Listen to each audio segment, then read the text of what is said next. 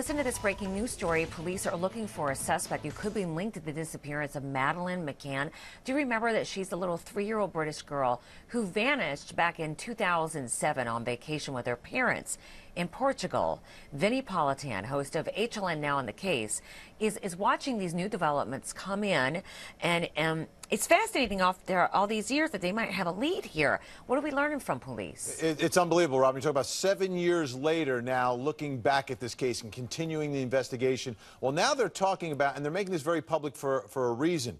They're saying between 2004 and 2010, there were 12 incidents involving crimes, sexual assaults, things of that nature committed against young girls in that area. So right now they're looking at the similarities of these cases, and the more they publicize it, the more they're hoping more people will come forward with additional information. And specifically, in just the 2 years prior to Madeleine McCann's disappearance, you had 5 girls, young girls, who were victimized in that area. So what we're going to do today on the case is take a look at the similarities between these other cases and the case of Madeleine McCann and figure out, where exactly investigators are. It's absolutely amazing, Robin, that here we are in 2014, 7 years later, and now it seems the case is finally starting to heat up with some real leads.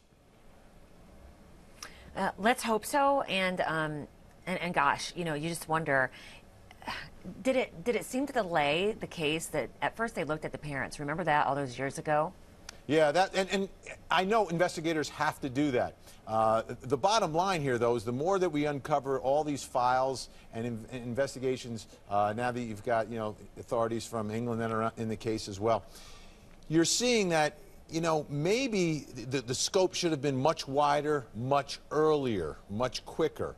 And, the hope for the parents is that, she was abducted and she's being raised by strangers. I think, unfortunately, with some of these leads that we're looking at today involves sexual assaults, not necessarily children being abducted, but children being victimized.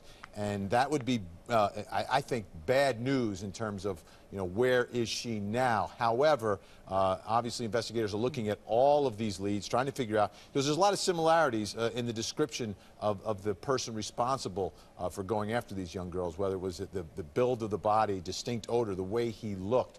So, and the look of the victims as well. It seems that there's a specific type of young girl who was being victimized. So we're going to get into all that on the case today at noon.